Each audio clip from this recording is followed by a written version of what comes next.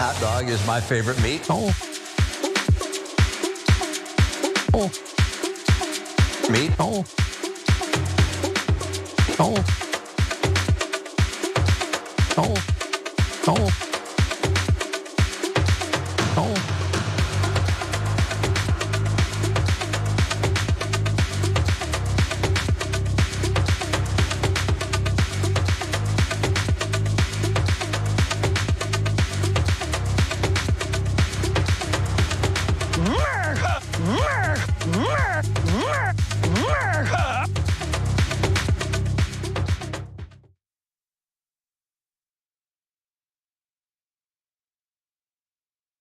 I don't play with lions. I don't play with those. I don't even do roller coasters. Wow. Well, hello.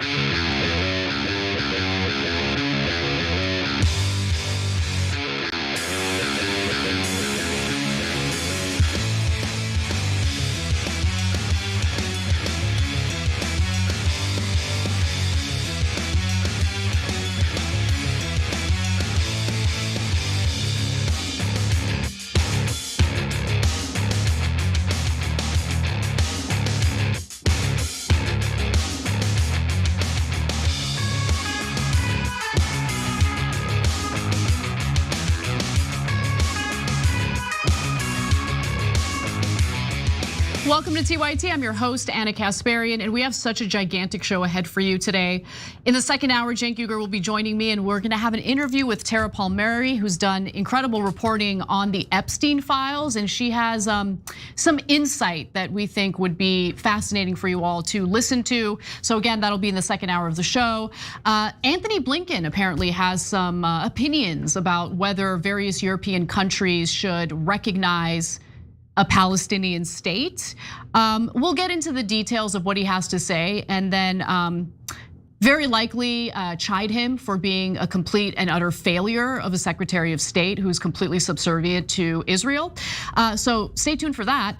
And we'll also discuss Theo Vaughn's interview of an American doctor who went to Gaza to volunteer and provide aid to the Palestinian people. What did he see? What did he witness? Really harrowing stories and important details there that I can't wait to share with you. And Mamdani, the mayoral candidate in New York, he's going scorched earth against Andrew Cuomo. That story's amazing. I can't wait to get to that and more. As always, just want to encourage you to like and share the stream if you're watching us live. It is a free and easy way to help spread the word about TYT and the work that we do here. You can also support us by becoming a member. Just smash that join button if you're watching us on YouTube, or you can become a member by going to tyt.com/join. All right, well, I thought I would start off with a story that I promised earlier in the week. I wanted to kind of give myself time to delve into the details of it, make sure that I really understand it. And I just want to kind of give you a warning. This story is complex, and there are going to be some granular details that I'm not going to get into out of the interest of time. But in terms of this alleged peace deal that President Donald Trump has secured between Armenia and Azerbaijan, it's important for you to know the facts and the reality of the situation. So without further ado, let's get into it. The leaders of Armenia and Azerbaijan signed an agreement in the White House aimed at ending nearly 40 years of hostilities. The deal gives the United States exclusive development rights to a transport corridor through Armenia, linking Azerbaijan to its Nakhchivan enclave bordering Turkey. Now, while President Donald Trump has already congratulated himself for brokering an alleged peace deal between Armenia and its foe, Azerbaijan, the reality is that the trilateral agreement is simply a framework for a possible peace treaty that would be signed later after a few details are ironed out and negotiated. But there are many obstacles to a final agreement, and that's what we're going to discuss today. Now, one point of contention, the main point of contention between Armenia and Azerbaijan is access to a corridor that runs along Armenia's southern border with Iran. So take a look at this map because it helps illustrate the issue at hand.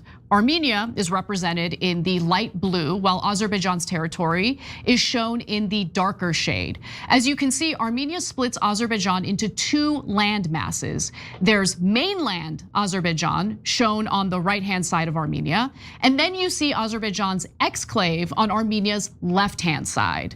So that geography has obviously created some issues for Azerbaijan, and here's what they want to do about it. Azerbaijan's exclave Nakhichevan. It has no connection to the country's mainland, and in between is Armenia.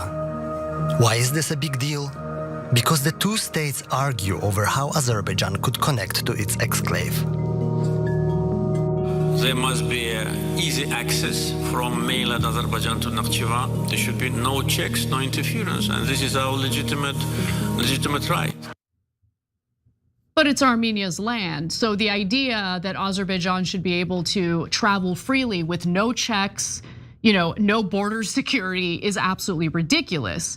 Basically, the Azeris want a corridor connecting its mainland to its exclave that again would run through Armenia's southern border.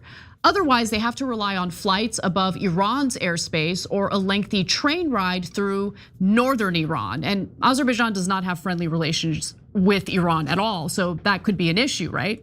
Now, before we go any further, we really do have to understand the historical context that led us to the hostilities between Armenia and Azerbaijan, because they weren't always enemies. In fact, during the Soviet era, when both countries were under Soviet rule, things were very different.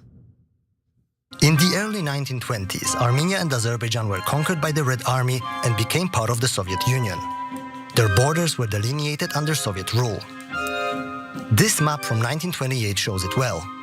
Two territories received a special status, laying ground for future conflict. To the west of Armenia, an Azerbaijani exclave of Nakhichevan was created. And within Azerbaijan, the area of Nagorno-Karabakh, populated mostly by Armenians, was granted autonomy. But back then, they were only administrative borders within one country, the Soviet Union. People could easily travel without any border controls, and in many places, Armenians and Azerbaijanis were neighbors and colleagues. Now, those friendly relations changed rather dramatically as the Soviet Union grew weaker in the late 1980s and war broke out over land and territory. But things changed fundamentally when the Soviet Union started collapsing in the late 1980s. This is when clashes erupted between the Armenians, who are mostly Christian, and Azerbaijanis, who are mostly Muslim. The administrative lines on the map became real borders and reasons for conflict in the run-up to Armenian and Azerbaijani independence in 1991. By then, a full-fledged war had erupted over Nagorno-Karabakh. It is internationally recognized as territory of Azerbaijan, but mostly Armenians lived there. After 6 years of war, Armenians won and took control over Karabakh and bordering territories, displacing some 500,000 Azeris. It was during this war that Azerbaijan's connection to its exclave was cut off. Having Azerbaijani trains run through Armenia became simply too dangerous. The last train passed through here in 1993. So due to their growing conflict, Armenia shut down the railway and corridor connecting mainland Azerbaijan to its exclave on the other side of Armenia. Then things got a lot worse in 2020 when war broke out over Nagorno-Karabakh, which Armenians refer to as Artsakh. Take a look. Thanks to revenues from gas and oil, Azerbaijan has heavily invested in its military. The country, governed autocratically by President Ilham Aliyev, started retaking Karabakh from Armenia. By the way, Azerbaijan bought many of its weapons from Israel. Israel is a strategic ally who wants to counter Iran's ambition in the region. In 2020, the Second Karabakh War broke out. Azerbaijan now dominated the battlefield, and a ceasefire was signed under Russian mediation. It was in this document that Azerbaijan secured the demand to connect to its exclave via Armenian territory. Armenia agreed to guarantee the security of transport connections between Azerbaijan and its exclave Nakhichevan. And keep in mind one important detail. According to this document, these were Russian soldiers who shall be responsible for overseeing the transport connections. More on Iran and Russia in just a minute, but since the collapse of the Soviet Union, Russia has been providing security at what's actually called the Zangezur corridor. That's the corridor that we're having a conversation about right now. Now, this pathway is going to be renamed under Donald Trump in order to honor Donald Trump if a peace treaty is signed, but that remains to be seen. But Russia essentially providing security at that corridor makes sense when you consider that this strip of land is located at Armenia's border with Iran, an ally of Russia's. But the relationship between Armenia and Russia has weakened considerably in recent years. Although Russia has historically been one of Armenia's closest allies, Moscow was unwilling to intervene and protect ethnic Armenians as the Azeris declared war against them in Nagorno-Karabakh. And while Nagorno-Karabakh is in fact internationally recognized as Azerbaijan's territory, the Azeris have also invaded and occupied parts of mainland Armenia. Russia hasn't followed through on its security guarantees. And the one thing that Russia did do is broker a ceasefire between Armenia and Azerbaijan, but the Azeris broke it in 2023 and declared war once again. Over 100,000 Armenians were ethnically cleansed from Nagorno-Karabakh, and Azerbaijan took control of the territory. Now, since then, Armenia has given up territorial claims, but there are other critical sticking points standing in the way of a peace deal that honestly no one is talking about in American media, which is why I'm doing it. So first off, Armenia demands that refugees from Nagorno-Karabakh at least be granted the right of return, even under the governance and control of Azerbaijan. That has not been addressed in the framework that Trump brokered at all. Secondly, there are still 23 Armenian servicemen and civilians that Azerbaijan currently has detained as prisoners of war. Investigations by the United Nations Committee Against Torture and Amnesty International have concluded that the POWs have been tortured and abused. Armenia believes that any peace deal should require the release of these hostages. I should be specific. The Armenian people feel that way. The Prime Minister of Armenia, Nikol Pashinyan, seems a little weak in this area, to be quite frank. That's my read of it. Now, Yerevan considers 16 Armenian government officials, including the former Artsakh state minister, Ruben Vardanyan, seized after Azerbaijan's September 2023 invasion of Nagorno-Karabakh, to be political hostages or prisoners of war. But Baku, the capital of Azerbaijan, is prosecuting them on trumped up criminal charges of war crimes and terrorism in lengthy show trials. Unless Azerbaijan releases its hostages, it is unlikely Armenia will agree to a final signing of the agreement. Let's just pause right here for a second in regard to war crimes. War crimes also include some of the actions taken by Azerbaijan during that war in 2023, including decapitating 2 elderly people as they were alive, civilians, during the war. So you want to talk about war crimes? Come on. Now, the framework for a peace treaty mentions missing persons in Article 9, but not specifically prisoners of war. I think the wording is a little strange. It reads that the parties undertake to address the cases of missing persons and enforced disappearances taken place in the armed conflict, which involved both of the parties, including through the exchange of all available information about these persons, directly or in cooperation with relevant international organizations as appropriate. The parties hereby acknowledge the importance of investigating the fate of those persons, including searching for and returning the remains as appropriate and ensuring that justice is served in relation to these persons through proper investigations as a means of reconciliation and building confidence. Corresponding modalities in this regard shall be negotiated and agreed upon in detail in a separate agreement. So let's pause again, because separate agreement. This is, again, not a peace deal that Donald Trump brokered. It is a framework. It's incredibly vague. It is not detailed. And quite honestly, it doesn't deal in detail with the very specific sticking points, the conflict between Armenians and the Azeris. Now, the prisoners of war are not missing. We know where they are. Canada's Foreign Affairs Minister, Anita Anand, brought up the lingering issue and called for the release of all Armenian detainees and prisoners of war, the safe and dignified right of return of Armenian civilians, and the preservation of cultural heritage. A lot of ancient Armenian churches in Nagorno-Karabakh were pretty much destroyed, bombed, you get the picture. But the most important issue is Azerbaijan's unwillingness to respect Armenia's borders. In fact, beginning in May of 2021, Azeri soldiers crossed several kilometers into Armenia, and they're currently occupying 83 square miles of internationally recognized Armenian territory. Teachers sharing their now long and difficult journey to work after their village school was abruptly cut off from the main highway, caught in the middle of a conflict. Part of the road, 3 or 4 kilometers of it, is under the control of the Azerbaijanis. They claim it belongs to them. They'd say even Yerevan belongs to them. For the past 2 years, the teachers have been forced to take a treacherous detour down steep mountain roads. What used to be a 15-minute drive now takes an hour. The school sits in a border village in the Armenian region of Sayunik, which has found itself right up alongside Azerbaijan for the first time in decades.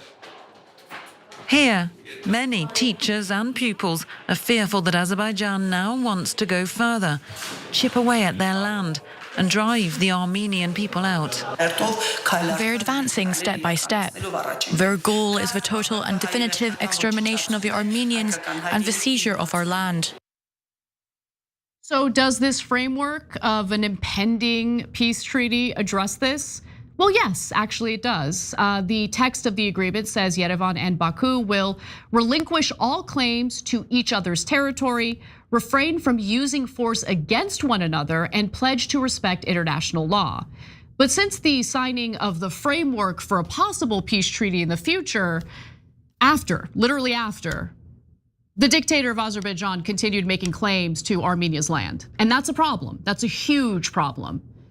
And there's nothing in the framework about a security guarantee for Armenia to protect its sovereignty, especially considering Azerbaijan's encroachment, land grab, and history of breaking ceasefires. In addition to that, the European Union has a mission deployed at the border to monitor ceasefire violations, which Baku has repeatedly demanded it withdraw, which honestly is not a good sign from a country that has violated ceasefires in the past and has demonstrated repeatedly an unwillingness to respect Armenia's borders. Now, keep in mind that Armenia does have an economic interest in opening up the Zangezur corridor. Currently, its border with Azerbaijan and Turkey are closed, which of course limits its economic development. Now, theoretically, through a peace agreement, those borders could open up, but right now, at this moment, Armenia can only trade with Georgia, which is located at its northern border, and Iran at its southern border. But the Azeris don't want Armenia to conduct passport control, border control, or even customs control, even though the corridor would run through Armenian land. And honestly, this framework does not address this at all. Also, a critical point to remember is that southern Armenia shares a border with Iran, an important trade partner for the Armenians. But Iran also happens to be an enemy of the United States thanks to its close and costly relationship with Israel. And under the framework of the deal, the United States would provide security for safe transport through the corridor instead of Russia, thus threatening trade relations between Armenia and Iran. In fact, Iran has already come out to say that they are against this framework. And they're worried about encroachment, or meddling in Iran's, dealings. So look, remember, Russia and Iran are allies. And personally, I don't trust the United States on this matter at all. I don't, because I don't like or trust its allies. I don't trust Azerbaijan for obvious reasons that I've outlined on the show, or Turkey, which committed a genocide against the Armenian people in 1915 and still refuses to acknowledge or recognize that they did it. And I certainly don't like America's subservience to Israel, which provided the weapons Azerbaijan used to ethnically cleanse Armenians. So you have a group of countries that quite honestly couldn't care less about Armenians or Armenia, essentially taking control of a critical strip of land at Armenia's border with Iran, which I don't think is great. Finally, there's one other thing standing in the way of a finalized peace treaty between Armenia and Azerbaijan. Although the text of the present agreement does not require an Armenian constitutional amendment, after the August 8th signing, Aliyev, the dictator of Azerbaijan, reiterated his demand that Armenia amend its constitution to eliminate what Aliyev calls baseless territorial claims against Azerbaijan. Now he's referring to Nagorno-Karabakh. And guess what? Armenia is planning to have a referendum. So Armenia has indeed planned to hold a referendum on its constitution in 2027, the draft of which should be ready in June of 2026 before Armenia's next general election. By the time the referendum takes place, though, Aliyev's continued demands and hostile language will foment tension in Armenia that may discourage passage. So, first of all, this signing was not for a peace treaty. It was just an agreement that they're gonna work toward peace, which is good, you want that. But the way that it's kind of being marketed in American media and by the Trump administration would have you believe that they're like buddy-buddy already and everything's great. It's not great. As you can see, actually signing a peace deal is gonna take at least a few more years, and there's still a lot of obstacles standing in the way. Plus, securing the referendum that Aliyev demands, right, to change the Armenian constitution would require the support of 800,000 Armenians, which obviously is not going to be easy. Now look, the final thing I'll say about this is I would love for genuine peace and good economic relationships to like blossom in that region, in that part of the world. I would love for the border with Turkey and Azerbaijan to open, for trade relations to actually be established. It would be wonderful, but the problem is the lack of respect for sovereignty, for Armenia's territory. And the reason why the United States is involved in this is, yes, they stand to benefit from the trade that is likely going to happen through that corridor. There's no question about it. Armenia would also earn some interest, right? Some money from the trade that passes through that corridor, which is a great sign. It's just that I don't trust the parties involved. And the reason why the US is also involved in this is they want to choke off Iran and also lessen the influence of Russia in the South Caucasus. So why do they want to do that? Well, for obvious reasons, Iran is a foe of Israel's, and the US loves to do Israel's dirty work. And remember, Russia is an ally of Iran, so weakening Russia would further weaken Iran, and it would also pave the way for a regime change war, which is what Israel desperately wants. All of these things are connected. And in the middle of all of it is a tiny little country that is surrounded by its enemies, and that country, of course, is Armenia. So it doesn't have a lot of leverage, it doesn't have a lot of great options, and in a perfect world, if you believe in magical thinking, oh yeah, they're totally gonna sign a peace deal, trade relations will be wonderful, and everyone will benefit. But that really does remain to be seen. So I'll stay on the story, I'll see how this develops, and I'll give you some updates. But right now, honestly, there's a lack of trust that's guiding my feelings on how this is developing. All right, we gotta take a break. When we come back, we've got a lot more to get to. Don't miss it.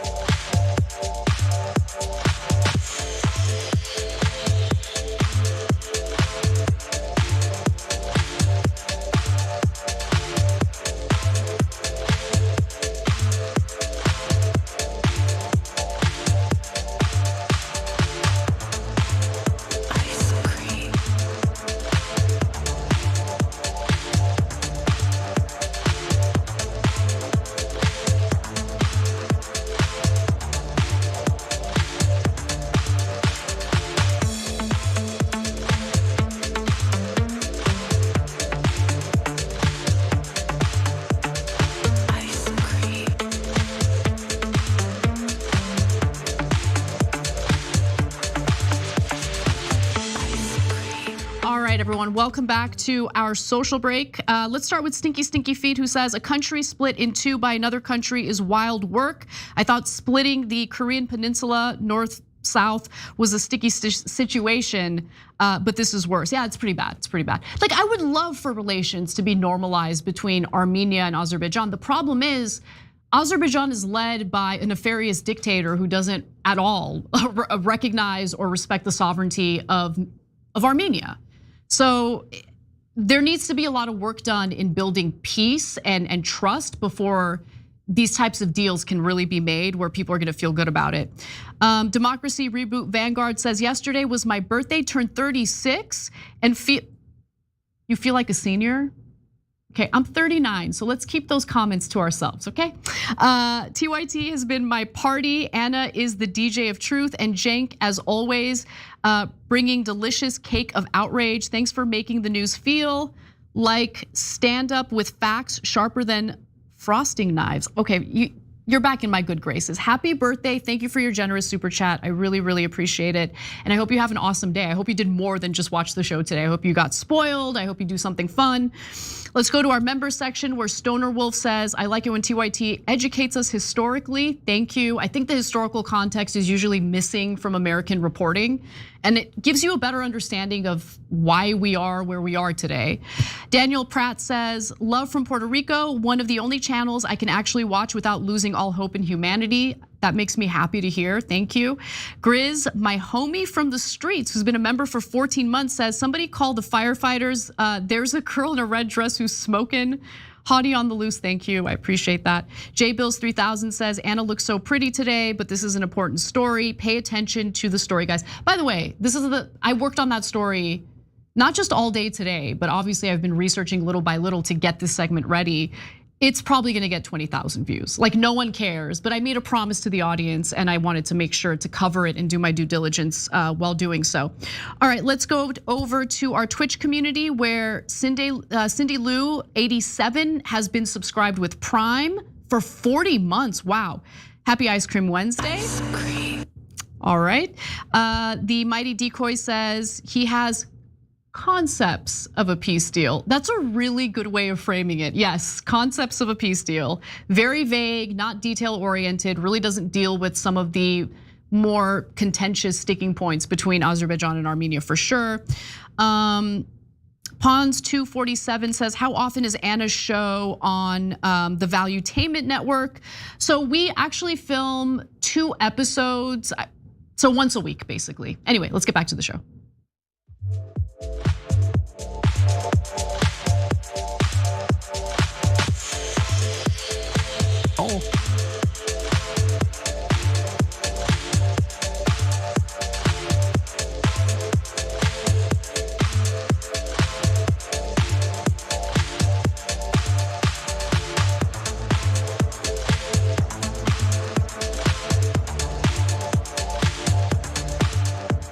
Just Jim writes in our members section, and we actually agree more than you think. So the comment is, I truly understand why Anna, with her Armenian heritage, thinks this issue has importance. What does this have to do with the United States when we are under attack daily by an autocratic oligarchy? I actually would prefer for the United States not to be involved. I don't trust the United States government on this issue at all. So yeah, I would rather have Trump not meddle in this, but at the same time, there is a real threat to Armenia's sovereignty. And I think an allyship with a different country would have been better. But anyway, I don't want to get into that right now. Let's get to Israel actually, because Antony Blinken, former Secretary of State, has some interesting takes on whether or not Palestinians should be granted statehood. Let's get into it. Could you have done more to stop what's now turned into, a slaughter? Well, Christian, I think there's a larger dynamic that you have to take into account, because what were we trying to do? We're trying to get to an enduring solution that ended the horrific suffering of people on all sides, and especially in all the days since October 7th, Palestinians in Gaza. The ultimate defeat of Hamas actually is the realization of a Palestinian state alongside a secure Israel. Well, the clown you just heard from is Antony Blinken, one of the key architects of former President Joe Biden's disastrous policy toward Israel and Gaza. He's now arguing that now is not the time to be thinking about a sovereign Palestinian state. Wow, I'm shocked and chagrined that he would have that take, especially as someone who used to run a think tank that very clearly served the best interests of Israel. Wow, what a surprise.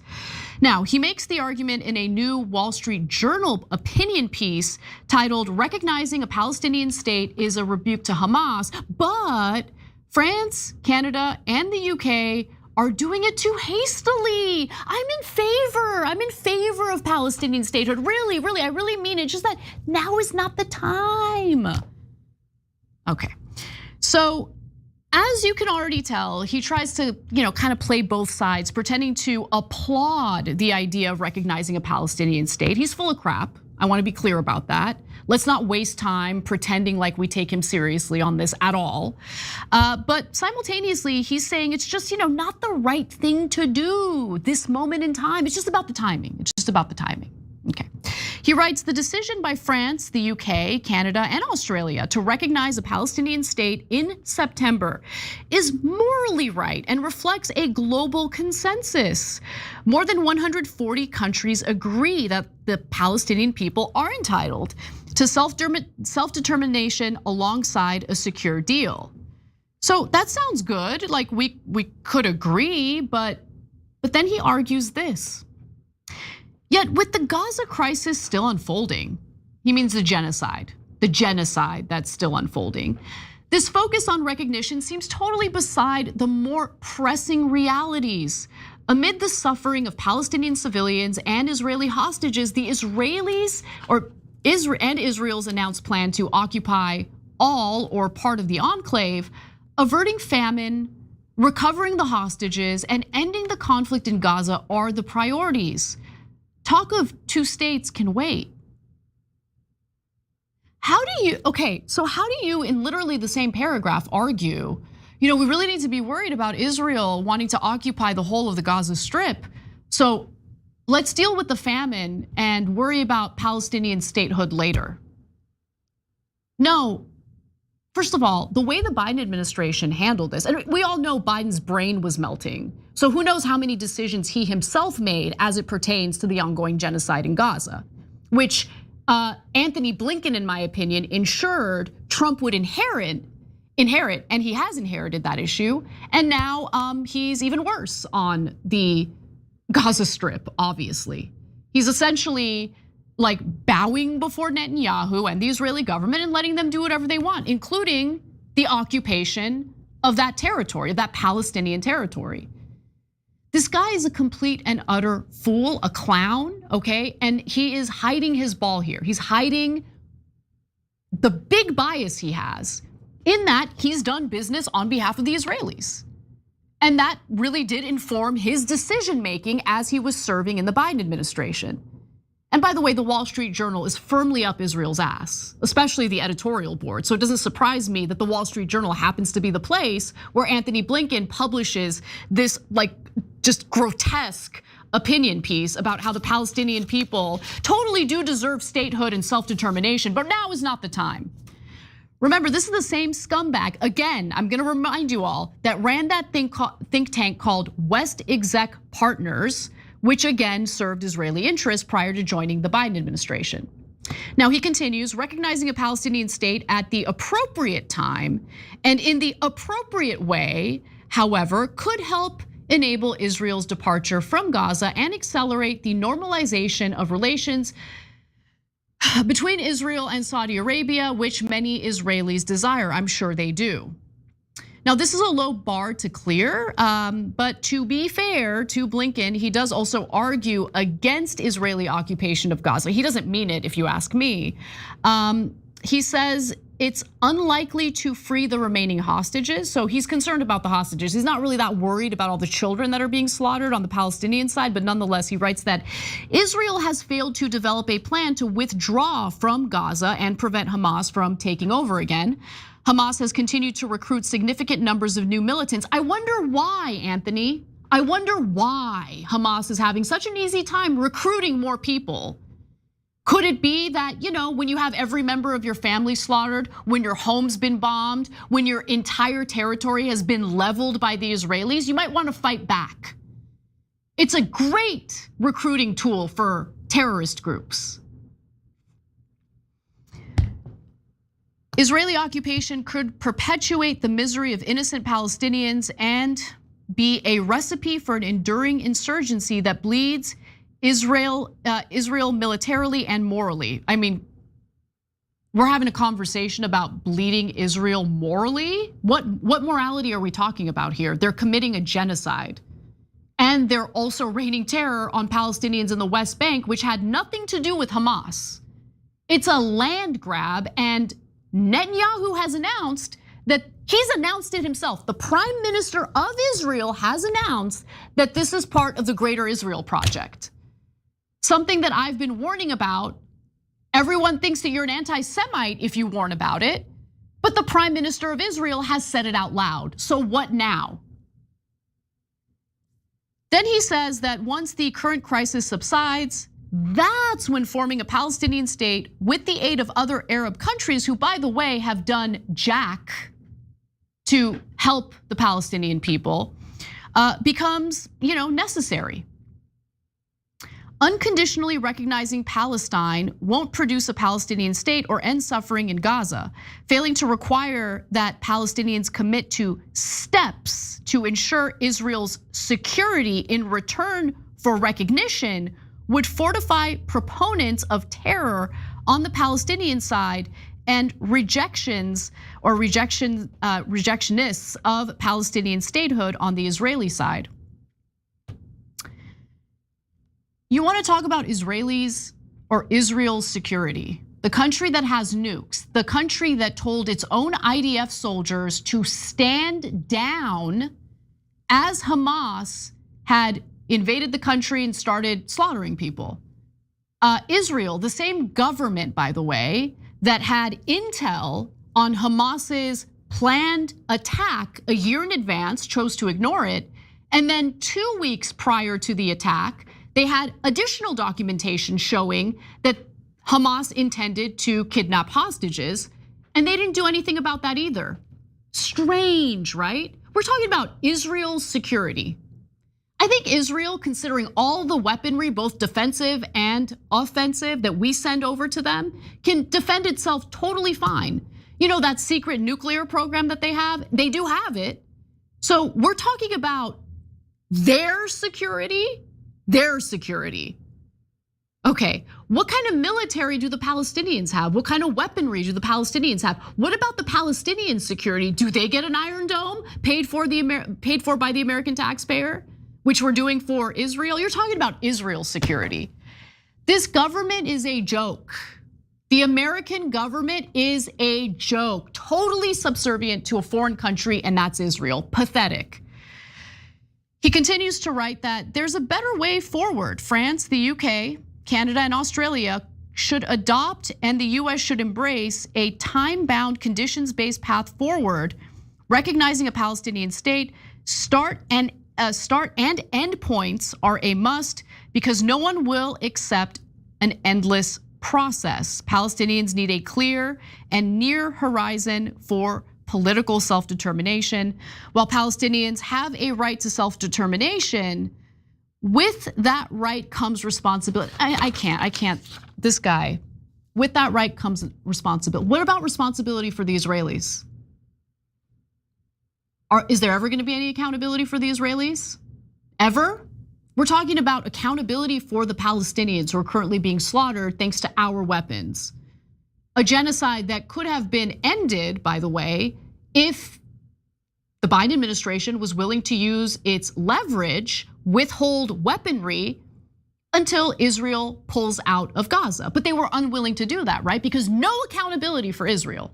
But we're already having conversations about accountability for the Palestinian people if they want self-determination. He's not serious about self-determination. That's the truth. So let's not waste time pretending like Antony Blinken, who was the real decision maker on foreign policy, has any interest in the self-determination of the Palestinian people. It's complete and utter garbage. He's a liar.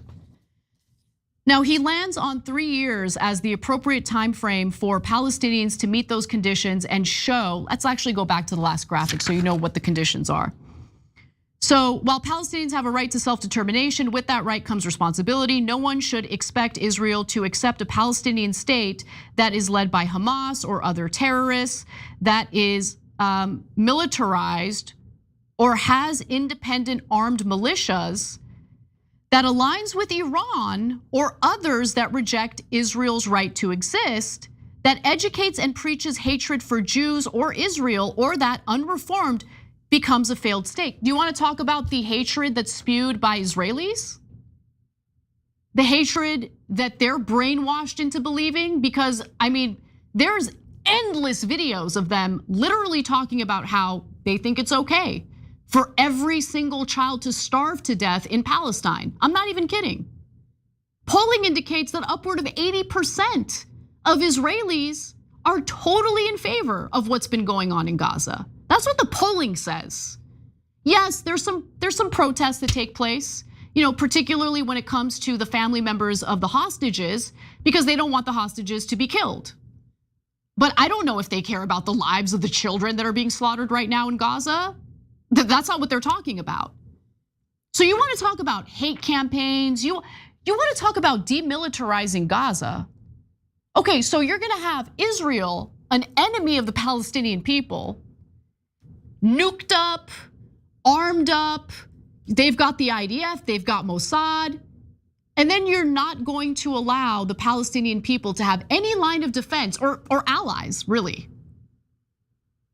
He doesn't want the Palestinian people to have their own state. He is a liar. He puts a pretty little American white face on the biggest lie that you'll hear from the American government. That's just the truth. That's just the truth. The Israelis just say it out loud. They just say, we're gonna take the land. We want the land, we're gonna occupy the land, we're gonna expand even further. It's all part of the Greater Israel Project, which is literally in Likud charter and has been from the river to the sea. But no accountability for them. And now is not the right time for the Palestinian people to have their own state. He concludes by saying that because Hamas has historically fought against a two-state solution, as if Israel hasn't, literally since Netanyahu was in his 20s, there's videos of him talking about how he does not believe the Palestinian people have a right to self-determination. But let's talk about how the Palestinians don't believe in it, or Hamas doesn't.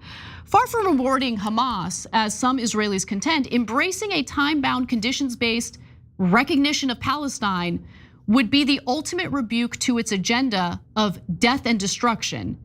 And it would finally put Israelis and Palestinians on the path to enduring, peaceful, and secure coexistence.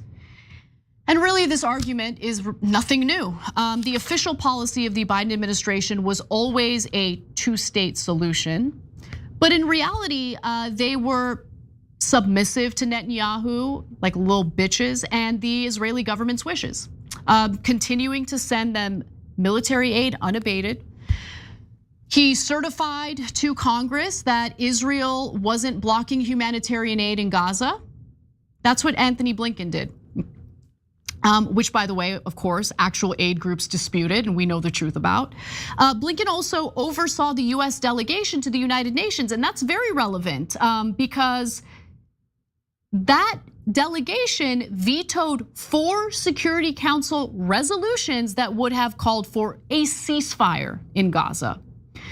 But in his interview with Christiane Amanpour a few months back, Blinken insisted that behind closed doors, he and Biden, the Biden administration really did stand up to Israel. They were really tough guys. It's just that you guys didn't get to see it. Let's take a look. We believed very strongly that the way to get this to stop, again, in a way that answered Israel's security needs and that answered the human needs of Palestinians, was through this hostage and ceasefire agreement.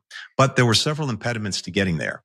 2 of those impediments were Hamas's belief that if there was daylight, if there was division publicly between the United States in Israel, if that manifested itself, as well as other countries in Israel, then it could sit, wait, bide its time, and get the best possible deal way down the road.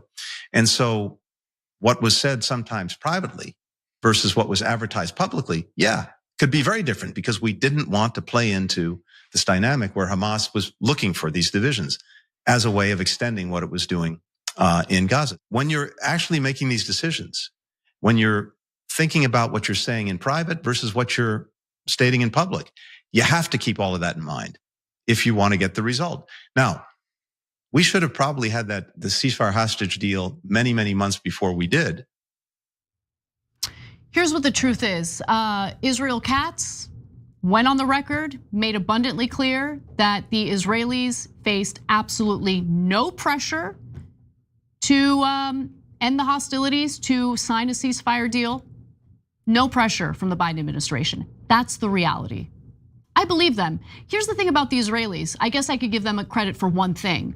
They're very public, open, and honest about how loathsome they are. Here in America, though, our politicians love to lie to our faces and tell us that they're really tough guys that are fighting for the right things. Antony Blinken, furthest thing from an American figure who's fighting for justice anywhere in the world. He's fighting for his own pocketbook, for his own power, and he's absolutely pathetic. And so is the Wall Street Journal for publishing this slop. But hey, you know what? I believe in the freedom to make your voice heard, and this is Antony Blinken's voice. A liar, a cheat, someone who allowed Donald Trump to inherit a genocide in Gaza, and who knows at this point how many innocent people have been slaughtered in Gaza as a result of it. I hope the check's cleared, Anthony. You're disgusting. Let's take a break. We'll be right back. Frack, frack, frack like a duck. Frack, frack, frack.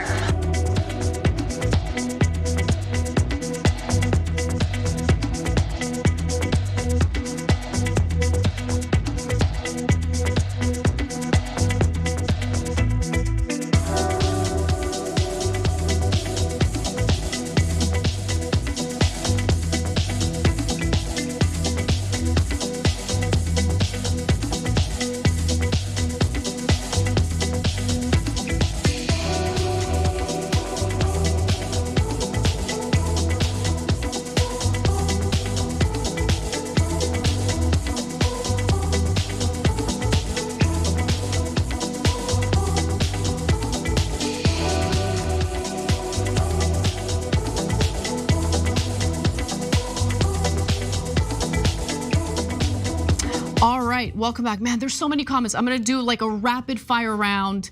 Bear with me here. Let's start with Bloated Ego, who says all of Trump's deals are a house of cards that could and probably will collapse at any time. That's my read of it as it pertains to Armenia and Azerbaijan. We'll see what happens. I want to be proven wrong. It would be awesome if there is a peace deal, you have both countries recognizing and respecting borders. I feel like every time the US, gets involved in these types of deals, though, the opposite happens. Think Libya. I mean, there's so many examples. Anyway, let's go to Sexy Speed Racer, who says, of course that corridor's going to be renamed after the orange rapist traitor felon, because everything on planet Earth, soon to be renamed Planet Trump, must now be named after him. I know. The ego is pretty incredible. Ashura Azumi says, too bad they can't just switch land masses, give that little bit to Armenia and an equal part to Azerbaijan so no one is separated or doing the separating. I don't know if that would work out. I mean, Armenia's land it has significance, cultural significance to the Armenian people, especially the ancient churches and stuff like that. So that sounds like a good solution, but it's way more complicated than that. Little Mac McG says, I mean, it's simple. Donald Trump does not care about actually solving problems. He just cares about getting credit. I mean, he wants that Nobel Peace Prize, right? For solving problems. To be fair, it's not like I could argue the Democrats are all that different in that regard. He's more open about wanting credit and wanting awards, okay? But I don't think that this government really has a good track record on real lasting peace deals, especially lately. Doodle Dragon Imran says, thank you for covering this. The rug pulling leverage games against an underclass is going on everywhere. Juxtaposed against Gaza, this is how we stand together. There's only one conflict. Thanks, Anna. Thank you. Sus POW says, I love that TYT gives us the news that we don't hear anywhere else. You are amazing, Anna. Thank you. I'm really glad you guys enjoyed that story about the possible peace treaty. Elizabeth Stork says, I visited Armenia several times in the past few years and think it's a wonderful place. I even spent time in Artsakh before it was lost. I am concerned about its long-term existence, even though it has survived so much. Thanks for covering this and the idiocy that Trump thinks he has done something brilliant when he clearly has not. Yeah. All right, let me see if there's any super chats. Rage Rock for now says, my hope for humanity is very low. I feel you on that. And in Liberty and Guns We Trust says, God created hell for people like Blinken, Huckabee, Smotrich, and Netanyahu. These people are a test for the rest of us to either give into Satan or listen to Jesus.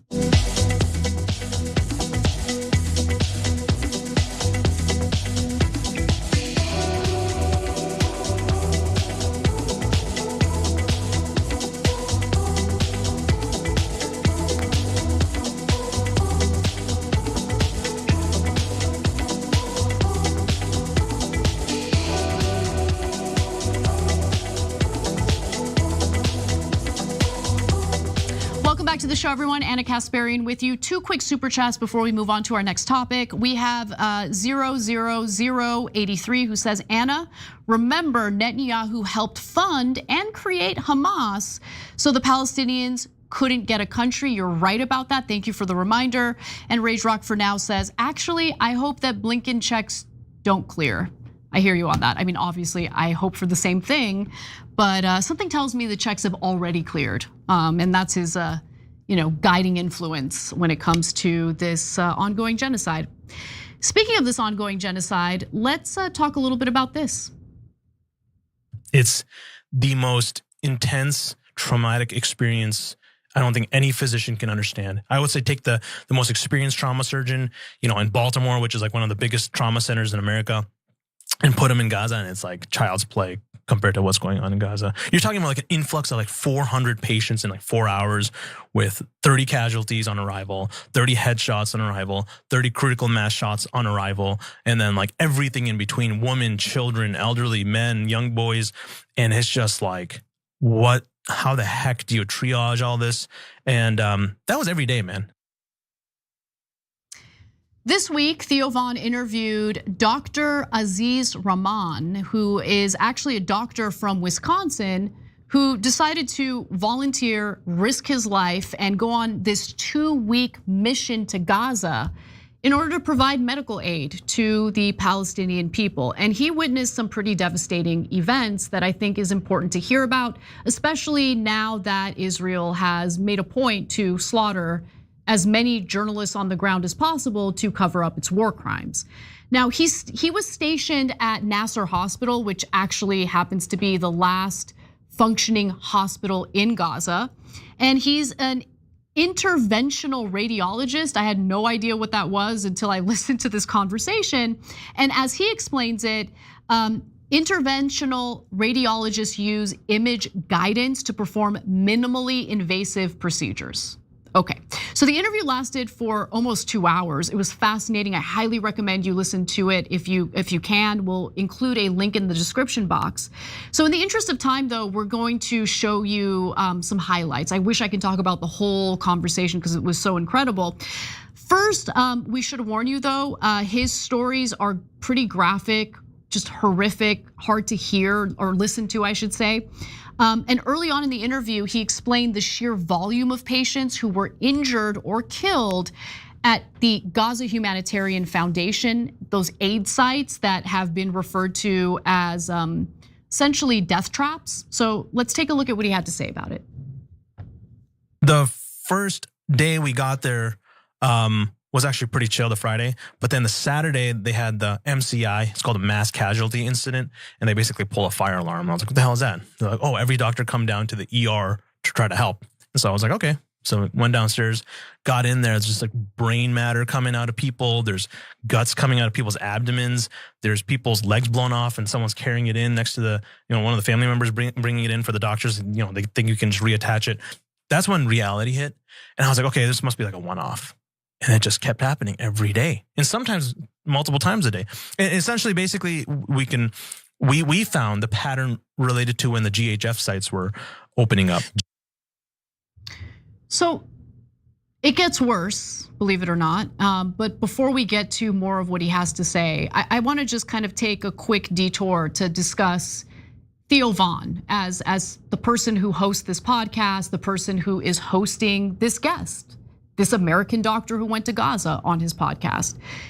I can tell by listening to the full episode that he's been attacked for daring to speak out against the genocide in Gaza. I don't know if he's ever gonna hear this or watch this, but I just wanna let him know, you are in the right. Like Theo Von he's a normal person. He's not a political person, right?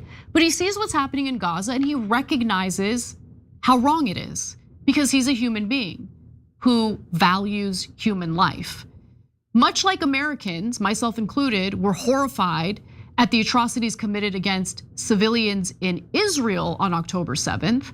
When you see similar or worse atrocities being committed against the Palestinian people, obviously you're also going to be horrified by it, disgusted by it. You're gonna wanna speak out against it.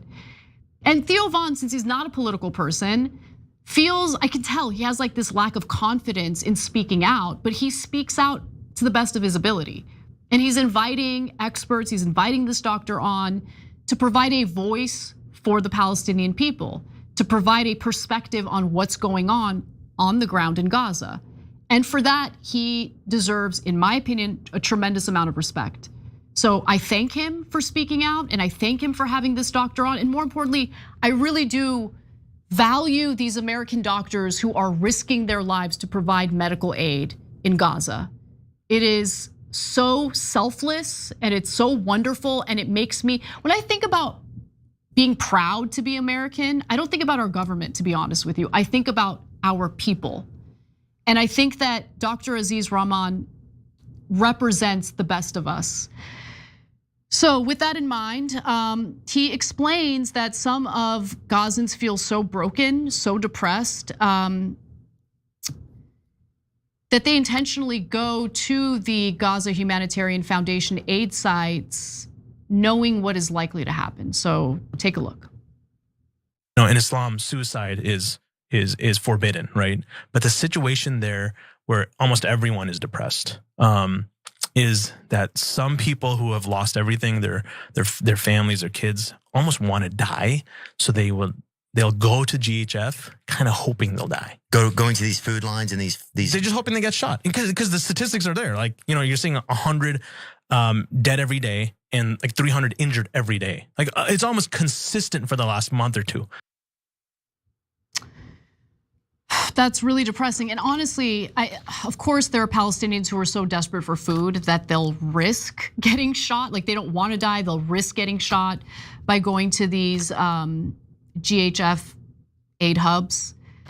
But to know that they expect to get shot at, and some of them they can't take it anymore and want to die, but don't want to take their own lives because of their religion and what their religion entails, is just so utterly devastating. And again, brings me a lot of shame as an American that our government is aiding and abetting what Israel is doing right now. Now, he didn't just see patients from these GHF sites, coming into the hospitals. So here's his story of a little girl with a very suspicious injury. Take a look. Well, I asked this one girl, like, what were you doing through the family? Because I don't speak Arabic, so we were using translators. And she's like, oh, I was just sitting in my tent reading the Quran, which is like the holy book, like reading the Bible, right? And this quadcopter just shot through the tent, and here I am, And there's some weirdness going on when a bullet goes from up to down, like people usually get shot from forward to back, right? Yeah. from up to down, and sitting in a tent is very strange. So, there's some people who are suspicious about quadcopters shooting middle of tents, which is in the green zone, the safe zone where civilians live. But it's almost every day we are hearing of civilians, girls, boys being shot by quadcopters.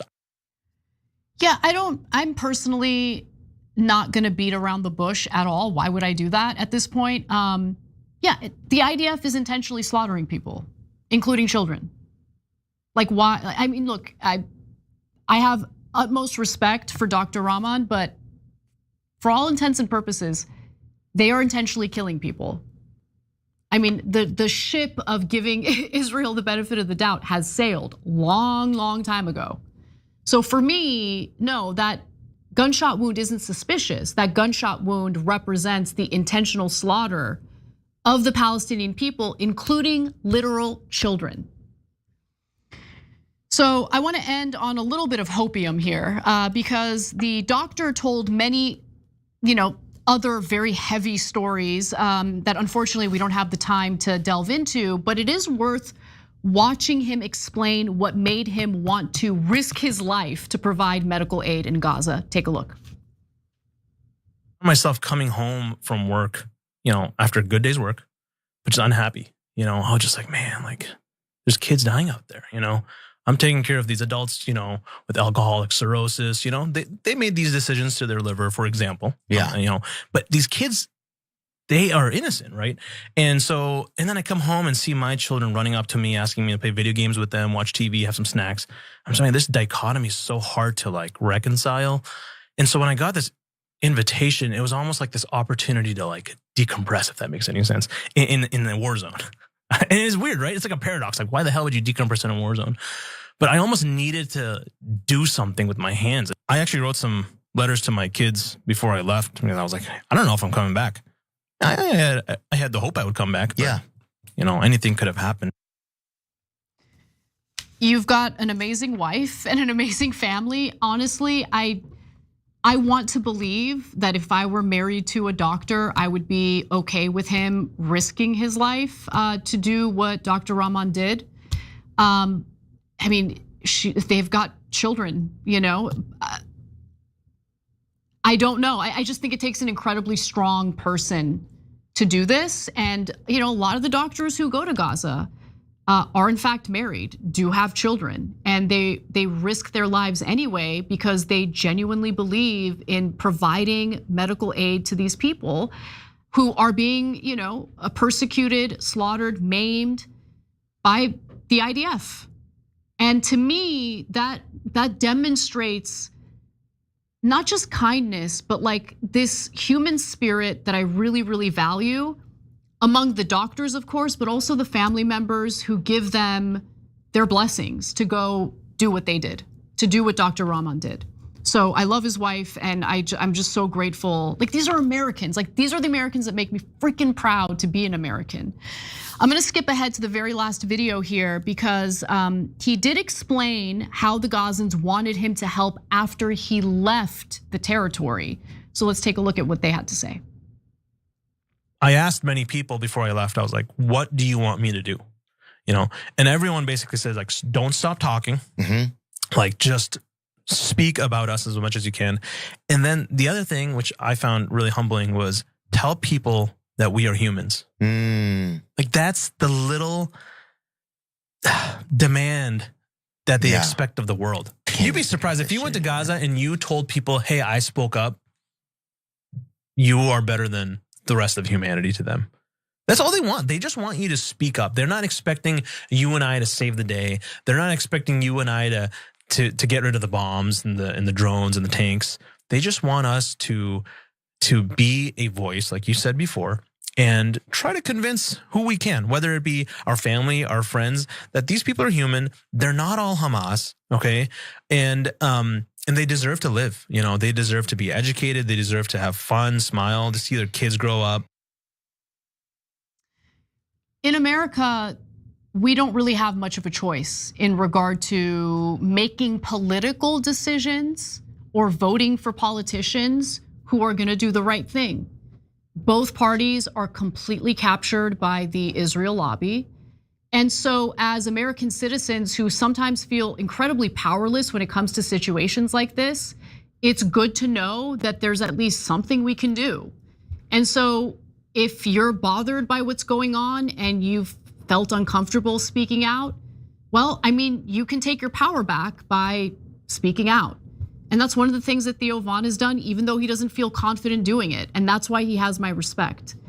And I get it, it's risky. I mean, I've dealt with the threats. I've dealt with all sorts of really, really scary situations lately because of the fact that I've been speaking out.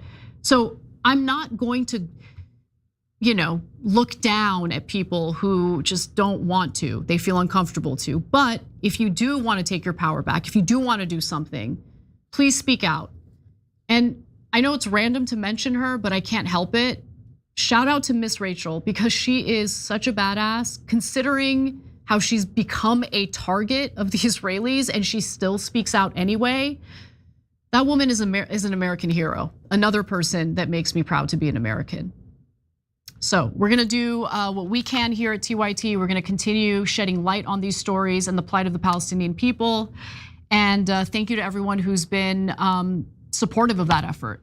We got to take a break. Cenk Uygur joins us for the second hour when we come back.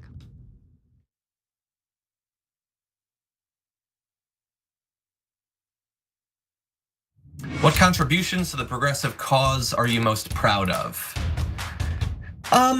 I mean, I don't have super high aspirations for a singular role that I can play in the movement or anything. I try to present myself as what I think that I am, which is a progressive man who is driven by a, I think, well-interrogated and well-organized system of values that I try to stay consistent on, and I demonstrate that that's the sort of life that a person can lead and be successful and be happy and all of that. And that should not need to be done, but there are so many people on the right that are trying to push men in the opposite direction that I want to be able to do that. Along the way, if I can get people to care about some topics that they wouldn't necessarily care about, or that for some men they might think that's not a topic that they should be focused on, that's definitely something that I relish doing. And along the way, I mean, we've been able to introduce people to a lot of candidates.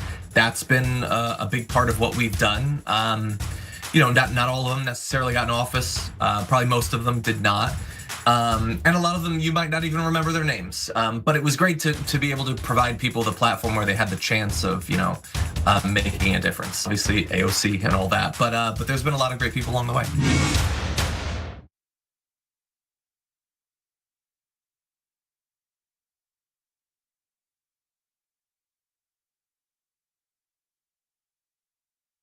In the bonus episode for the members, we do some inside baseball. We're gonna look at John's desk. Nice little spaceship here. Nerd. But it is kind of look cool. Who has Legos? Oh no. He's taken apart a keyboard. Who has a mouse pad that's this big? He's got a dog with a nose that you can hang something on. You know what this desk screams to me? Nerd.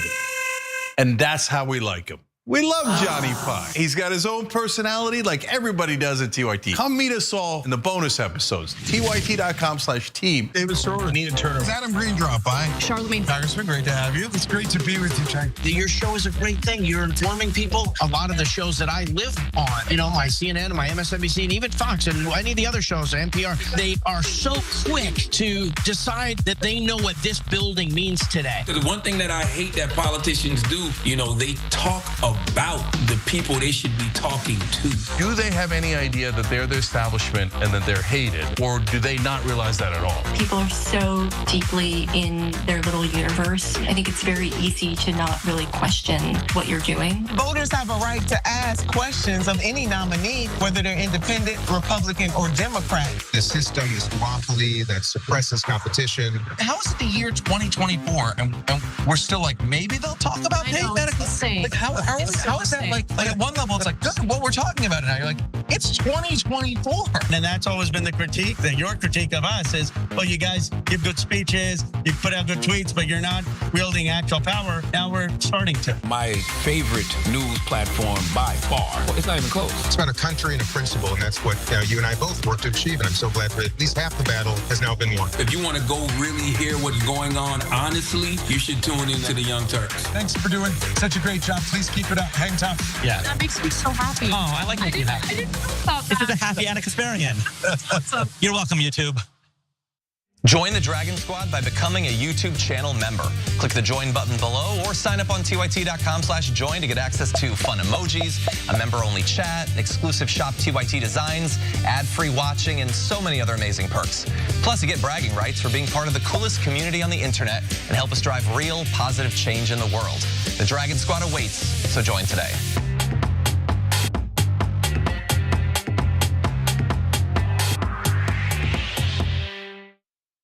I believe virtually everything I read.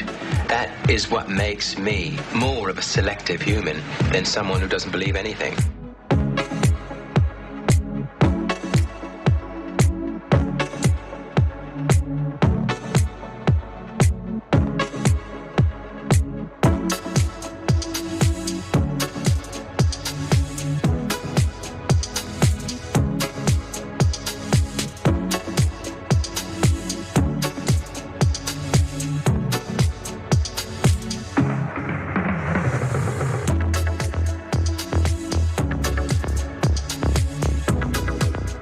Welcome back to the Young Turks. Cenk Uygur, Ana Kasparian with you guys. In a little bit, we're going to talk to a reporter whose specialty is the Epstein files. She found out something really interesting from Michael Cohen about how Donald Trump once had to defend an Epstein accusation. That's super interesting. That's coming up in a little bit.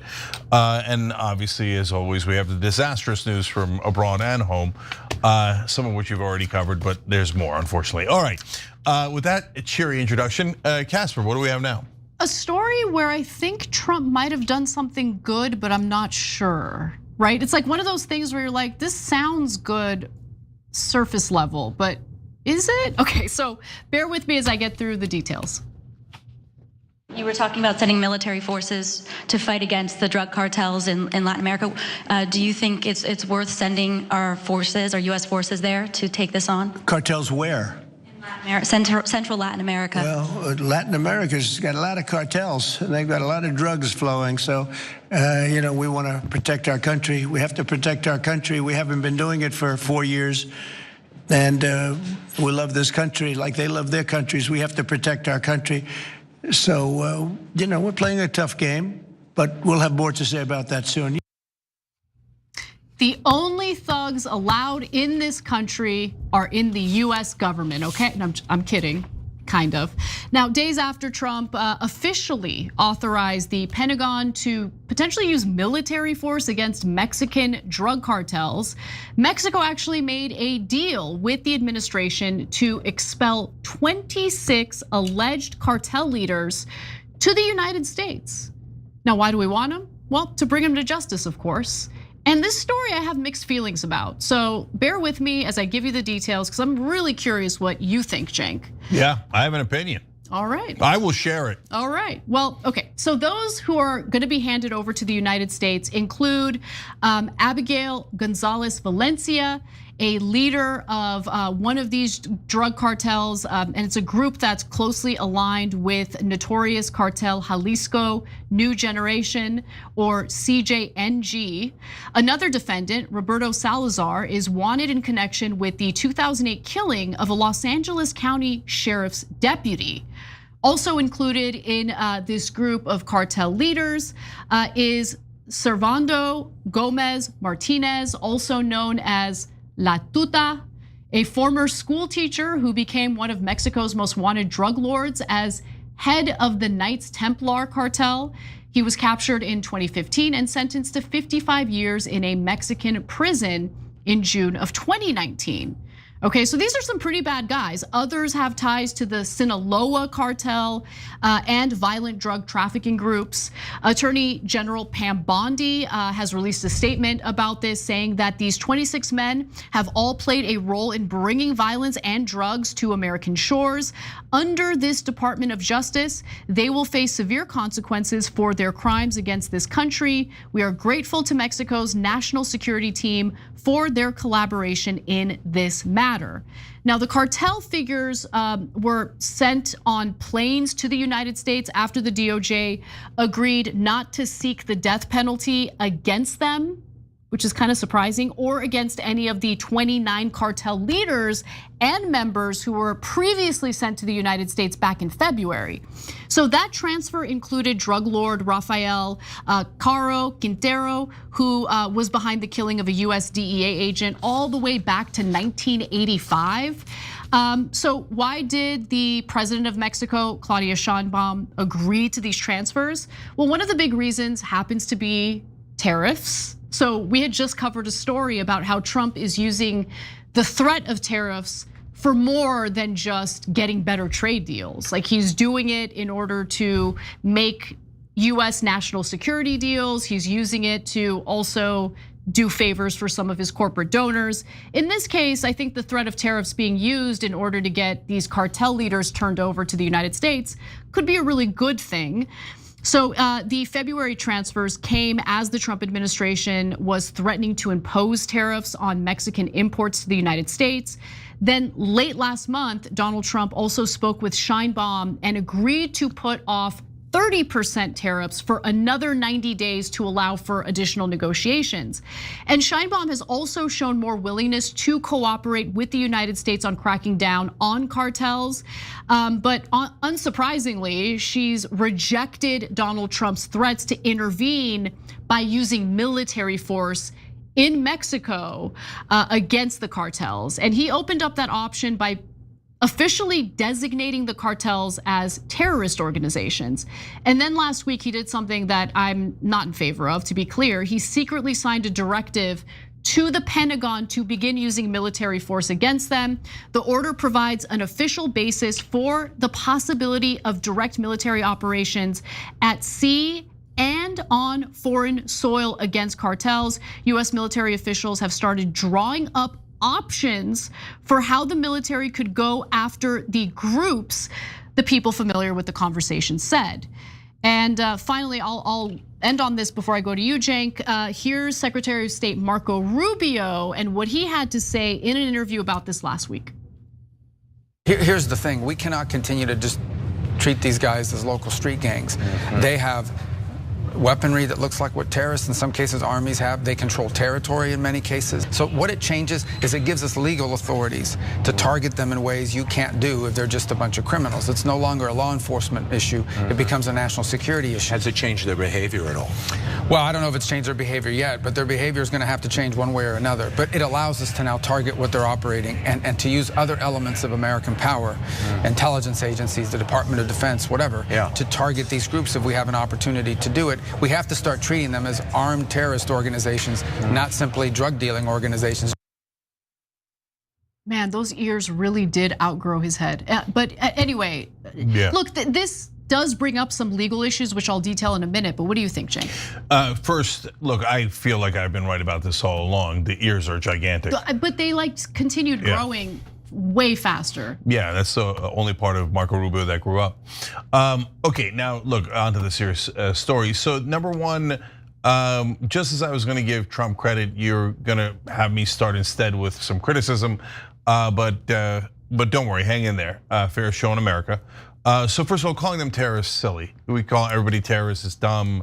And it allows the government to cheat on things like due process, habeas corpus, attacking sovereign countries. I hate it, I don't want it, we don't need it.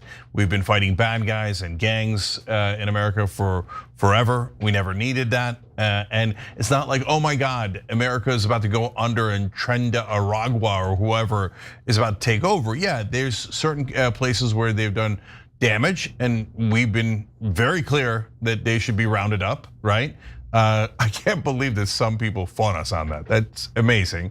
Okay, anyways, so we have a great track record against criminals, which I would hope that everybody would have, right?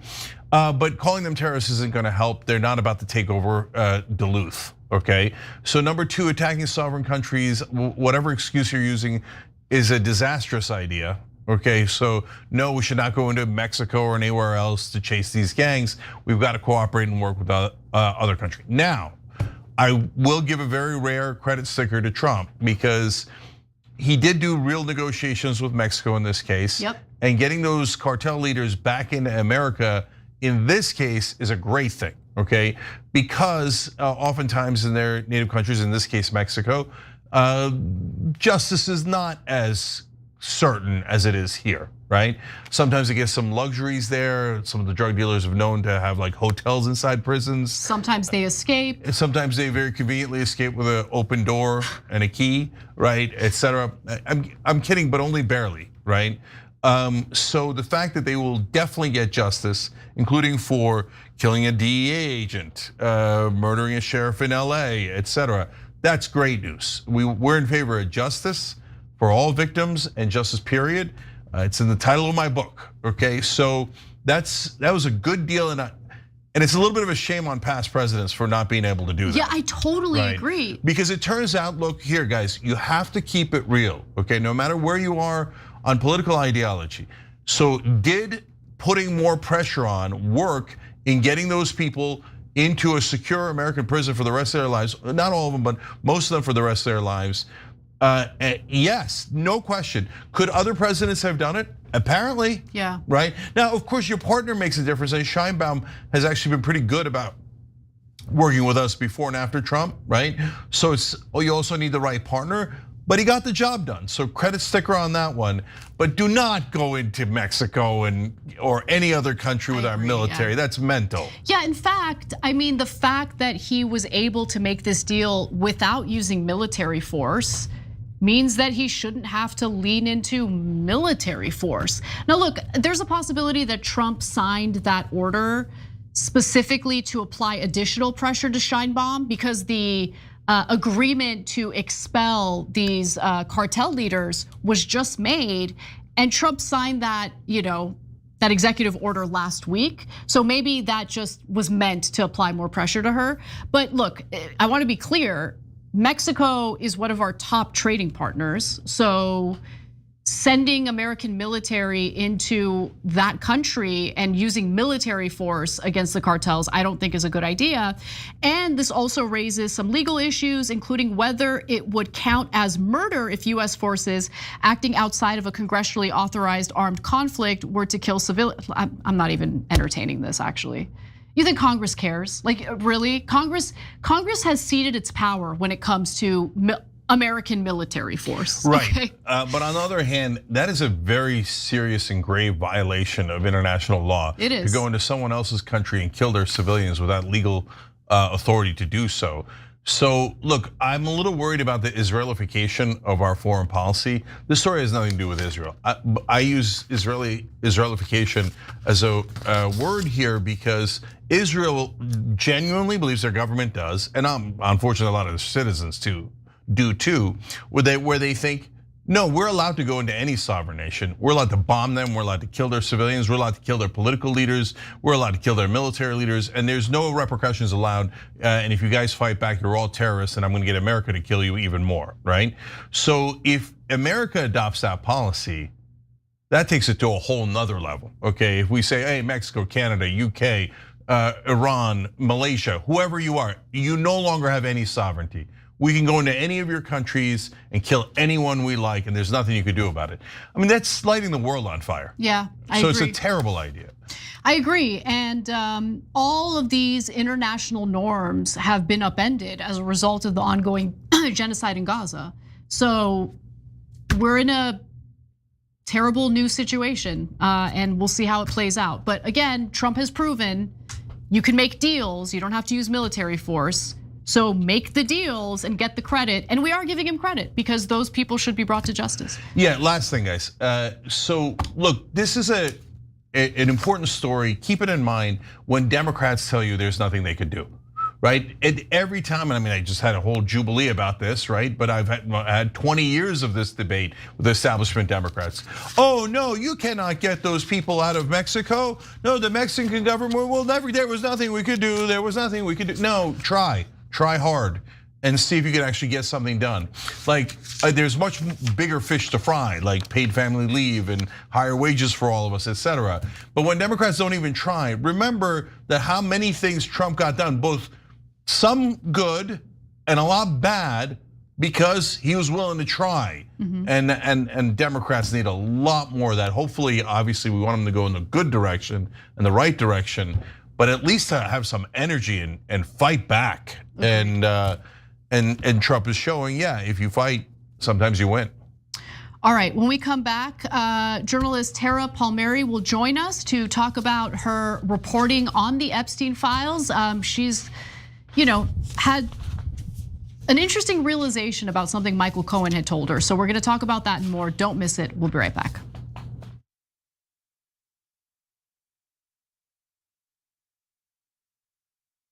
I don't care if you're Christian. In fact, I will fight for you to have your religious liberty and practice your Christianity. I believe in that. I don't believe in Christianity, which means that you do not get to dictate the way I live my life based on your religion. I don't care what the Bible says. You have every right in the world. All those women who identify with your religion have every right in the world to not get an abortion, to not take birth control, but they do not have the right to dictate my life and what I decide to do with my body. I don't care about your goddamn religion. I'm so tired of having nonstop conversations about what the Bible says. You live your life in the way that you interpret the Bible. Again, I don't care, but you don't get to take the Bible and tell me, well, the Bible says this in this chapter, in this verse. I don't care. I don't care, I don't believe in it, and I have the right, based on our Constitution, to not believe in it. Here I am, Nancy Pelosi, saying this country needs a strong Republican Party, and we do. No one is representing what I call the silent majority, which is about 2/3 of this country, indisputably progressive. But now we say the time has come for regime change in American television. The Young Turks Network. You have the Young Turks saying this is the time to fight for our values. Young Turks is the oldest left media institution I believe that there is. Real front runner in the online media space. You guys might know us. Biggest online left of center outlet that exists. All of you know the Young Turks? People from this district heard about Justice Democrats by watching your show. Thanks to the Young Turks for covering Trayvon Martin's case early on when few people were covering. They don't stop, I won't stop. Racism won't stop, so I won't stop. Species are at risk of going extinct. Major media outlets did not dedicate much time at all to that. We reached a whole heap of people with our progressive message. We're not the Young Turks, you're the Young Turks. That 300 million is a pretty good number, Well, that's the size of the US population. You know what our next target is? The size of the entire world. We just crossed 5 billion views on YouTube. I mean, imagine 10 years ago thinking one day, we would have looked at you like, are you nuts? Young Turks has just passed another milestone. 25 billion lifetime views. Damn. Too strong, way too strong. That's 25 billion times someone watched the progressive message delivered to people all over the world. You know who helped to do that? You guys did. Our members and our audience are amazing, and they helped us to reach 2 generations, both millennials and Gen Z. They're both super progressive. And I gotta tell you, we're just getting started. Thank you.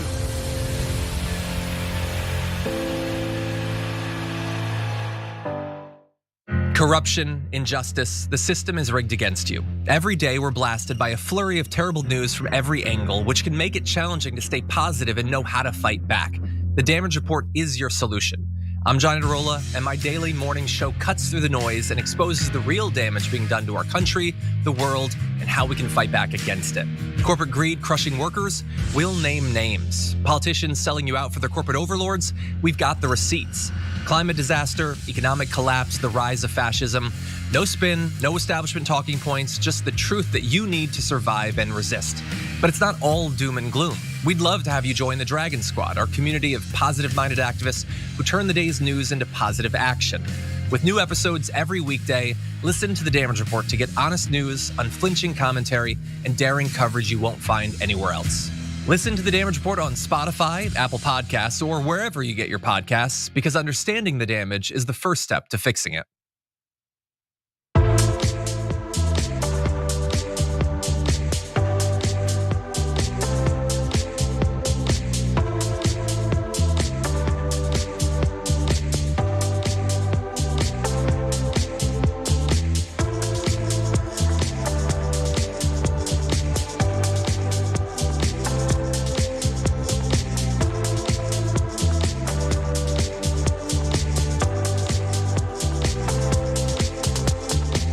All right, back on the Young Turks, Cenk Uygur, Anna Kasparian with you guys. In fact, also Dawn Whitehead, who was a lovely American and gifted a membership on YouTube, and Trey Uzi, who just joined up. We appreciate you guys. You guys are awesome. All right, we got a great interview for you guys now. Tara Palmieri, she's the author of The Red Letter on Substack, which matches Anna's dress today. It does. So it's appropriate. It makes a lot of sense. And host of the Tara Palmieri Show, unsurprisingly, on YouTube. All right, Tara's an expert on the Epstein case and recently interviewed Michael Cohen, Donald Trump's former fixer, and joins us now. Tara, welcome back. No problem. So let's talk about your Michael Cohen interview. So he used to be Donald Trump's lawyer. He told you something interesting. What was that? Yeah, I think this is a pretty big breakthrough, actually, in terms of understanding why President Trump might not want the Epstein files out there. And it's actually been really underplayed. You know, I was thinking about it as I saw Michael Cohen on a number of shows saying, you know, President Trump doesn't doodle. His doodle sell at auction on Sotheby's. This was after the Wall Street Journal reported that President Trump gave Jeffrey Epstein a doodle of a woman, a naked woman with a, you know, some like sort of a suggestion that they both knew about sexual trysts. And then, you know, we find out that they sell at auction. He also says he doesn't use the word enigma. We have clips of Trump using the word enigma. He said there's no way that Trump went on the island. We don't have any proof of Trump on the island, Epstein's island, by the way. It's not in the flight records, but he was just saying, I know this because I know Trump. Okay, so it's like, you know, right? You were the fixer, and there was a case right before the election. There was a woman named Katie Johnson, which is not a real name. It is a Jane Doe name. She came through in 3 lawsuits right before the 2016 election, alleging that she was raped by President Trump in Jeffrey Epstein's house in 1994 in his townhouse when she was a 13-year-old trying to be a model. The case was dropped right before the election in November 2016, and she cited intimidation. And I thought to myself, well, who would have handled something like that? And at the time, Michael Cohen was Donald Trump's fixer, right?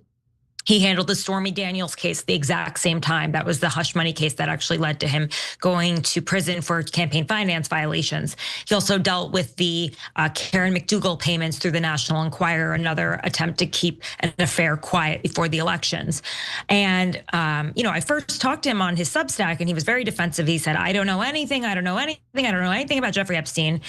And then he finally said there was one complaint of he called her an infant, alleging rape of President Trump, and that he sent a private investigator to try to find this Jane Doe. So Tara, first of all, I'm sorry to interrupt you, but we actually have that portion of your interview with Michael Cohen. So I kind of, if it's okay, I'd like to play that for the audience so they can hear what he said out of his own mouth, and then we'll discuss. Let's take a look. Okay. The only case that I was involved with was a Jane Doe, an infant, by and through her mom, Mary Jane Doe, right, as legal guardian. That case was dismissed not because of anything that I spoke. Well, I spoke to the lawyers, and I've talked about this a million times. I turn around and I receive this summons and a complaint, and the averments in it are awful. They're despicable. It talks about basically rape of an underage female, claiming and alleging that Donald was involved in it and all that other nonsense. I ended up taking a private investigator and trying to find out who this person was. And we went to the address that allegedly this minor lived at in the Bronx. Well, lo and behold, the investigator responds back and says the only thing that's there is an empty parking lot. There's no building there. It's an empty lot. Wow. So what was the takeaway from what he admitted there? First of all, he's never admitted that before. Literally, he says, I know nothing about Jeffrey Epstein. And that was how he spent the first 4 minutes of the conversation, saying, I know nothing about Jeffrey Epstein. I know nothing about Jeffrey Epstein. I know nothing about Jeffrey Epstein. And then finally admits that he worked on a Jeffrey Epstein complaint. The reason that Jane Does might use an empty parking lot, a place they don't live, is to protect themselves from private investigators and harassment.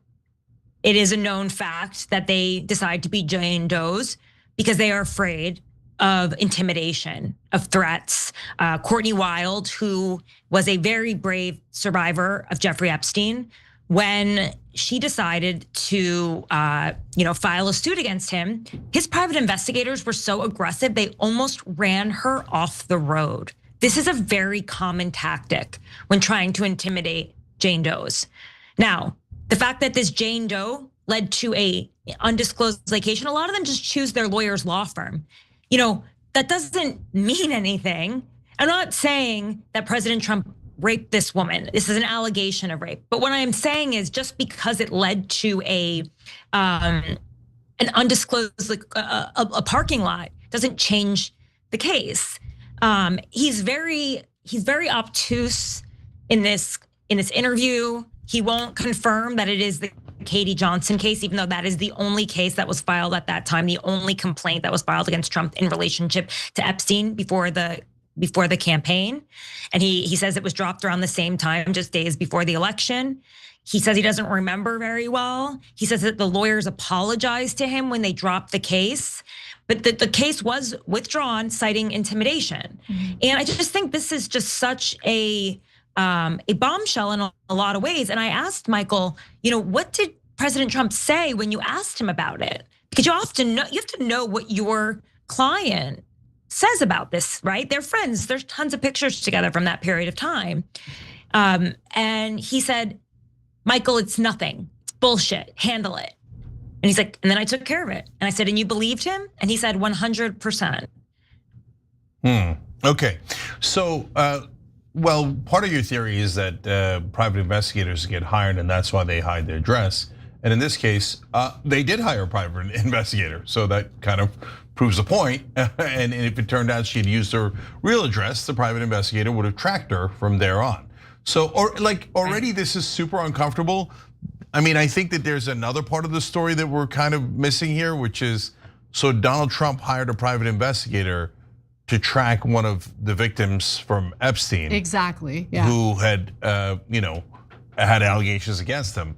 That's kind of a big story, right? That's a big deal, yeah. Yeah. And no one in the mainstream media is covering it, and yet it's in his own words. It's not me with a single source saying, a source told me this, that Michael Cohen did this. This is Michael Cohen's own words. Yeah, I mean, and do we know if the private investigator eventually did find her? Because she opposed the lawsuit saying intimidation. Now we know there was a private investigator. Maybe they did find her. Maybe they did intimidate her. We don't know that, but we certainly don't know the opposite either, given the situation here. So that leads me to a broad question. Cohen said that she didn't exist. That's what Cohen said, that this woman didn't exist, and that his lawyer said that they had never met her before. But she had 3 lawyers. If it's the same case of Katie Johnson, she had 3 cases. The entire interview, for everyone who wants to watch it, it's on my YouTube channel. It completely devolves into him screaming at me, telling me that I'm wrong, and that and debating the truth for just asking these really simple questions. It's really something. Sounds like the tone of someone who has nothing to hide. This is crazy.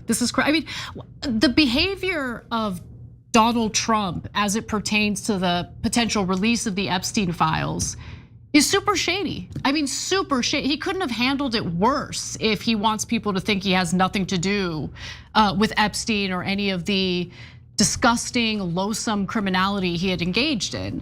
And it really does beg the question, why are we not getting the Epstein files? What did Trump's personal lawyer, Todd Blanche, talk to Ghislaine Maxwell about? And why was she moved from like a higher security prison to like the Club Med of prisons, considering the fact that she was the person who recruited these minors, groomed these minors, and in some cases even sexually assaulted these minors. What kind of favor was done there? So I just think the whole thing is so deeply shady. Did you have a question, Jake? Yeah, so Michael Cohen's yelling at you, which is kind of curious because he's obviously turned on Donald Trump. He's been on this show a couple times and on every other show. And so like if Trump was implicated, presumably he wouldn't be angry about that if it didn't involve him. But it does involve him. He was a lawyer in that case, right? He was a fixer in that case. Yeah. So that might be why he's reacting in such a hostile way when it's otherwise, like if it was just a junk lawsuit, easy to say, hey, you know what, nothing of it. If he's not involved in it, he might go, yeah, look at Trump, right? Because he's certainly not on Trump's side. But we're all guessing here. So my question is about the actual allegations. I remember when they came out, and most of mainstream media treated it as outlandish. There's no way it's true, and then the case was dismissed. And I have to confess, that was my reaction.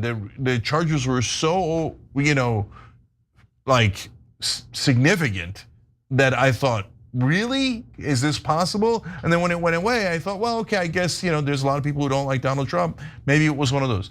Now I know there's no way you could know, right? But what is your educated guess on like how real that lawsuit was? I mean, the lawsuit was filed 3 times, and the lawsuit was dropped citing intimidation. I can't say that I have spoken to this Jane Doe, Katie Johnson. It's her decision if she wants to come out. But like I've said before, a lot of these Jane Does do this. I mean, this is the power source. If she wanted to go out and speak out about the allegations right now, she's going up against the most powerful person in the world. And I think that explains a lot. And yeah, there's a lot of fear. My focus on the Epstein story is on the survivors and what they have been through and trying to put the pieces together for them, right? And it's really hard. It is not easy. That intimidation is a huge part of why women stay quiet. And I'll tell you this, more women than you think are staying quiet about Epstein. Interesting. So, okay, Ro Khanna and Tom Massey are going to do a press conference on September 3rd with some of the victims, and they want the Epstein files released. So the victims are out there, and there's a lot of them. I mean, from what I understand, there are hundreds of them, right? So 1,000, over 1,000. So, I mean, I guess last question here. Do you know to what degree have they all been interviewed? Do we know how many of them have named other people other than Epstein and Maxwell? Because to me, the bottom line is always, yeah, you could pretend that the file is not there. You could pretend that there's no actual list per se, right? You can pretend a lot of things, but you can't pretend that there aren't over 1,000 victims. There are. And those are the FBI's own words. They estimated that. They said there are about 1,000 victims. Well, first of all, we know the file exists. It's on the FBI's website right now. You can see it. It's just all black. That is the Epstein file. You just can't read it because it's all redacted. And the victims have lists of the men that they were sexually abused by. I mean, even just Virginia Giuffre's. If you look, well, you can't read it because the men fought to redact their names. But if you actually look at her depositions in the case against Maxwell, it names a number of men that she was trafficked to. This isn't something that's just contained. So the idea that there are no third parties, it's just ridiculous. Yeah, I mean, it's ludicrous to say that it was just Epstein and Maxwell with over 1,000 girls. And by the way, that might mean that there were a couple of dozen or a couple of hundred clients, or it might mean there were a couple of thousand clients because they could have, unfortunately peddled the same girl to multiple men, right? So I'm just like, okay, I keep saying last question, but Tara, has no one ever I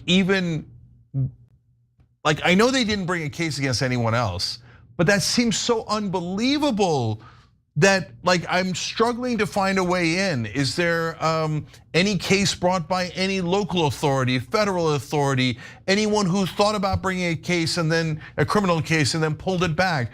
Or has it been from day one, the US government saying, we're never going to prosecute any of these by their actions, right? Not by their words, which they eventually did say those words, but by their deeds. No effort to prosecute a single one of these, a massive amount of clients from Epstein. Okay, so Cenk, I was on the show, I think I was on the show earlier this summer, and I was explaining that there is no master list, right? That there's no one list that Jeffrey Epstein held on to, and it was all the guys that he trafficked women to, right? That it was mostly the women that had these lists. And yes, there is no master list. And I actually started going back to some of my FBI sources after we talked, senior FBI sources, senior law enforcement sources, just because I wanted to see, well, what's happening with that? You know, are they actually pursuing this case? There's 3,000 gigabytes of files that they're hanging on to. Virginia Giuffre told me that her lawyer brought her to the FBI to try to identify her body among the bodies of girls with men above them. And this person said, yes, we have files, we have documents, we're still working on it. That we're going to be up against the most powerful defense attorneys in the world and prosecutors when they want to try someone in court, when they want to prosecute them, they want to have a strong case. They're really powerful people. And then it's case closed just like a week or two later after I made that phone call. It was crazy to me. Case closed from Pam Bondi. No third parties. So Tara, you're saying that there were active open investigations and people might have been tried and charged soon, and then Trump shut down all the cases. That's what I understand from my source, that they were still investigating it. Very much so, at least at the FBI level. Hadn't maybe reached to the DOJ and prosecutors were working on it, but at least at the FBI level, they were very much still investigating. All right, everybody check out Tara Palmieri's channel on YouTube. She covers this material along with a lot of other good investigative journalism and news.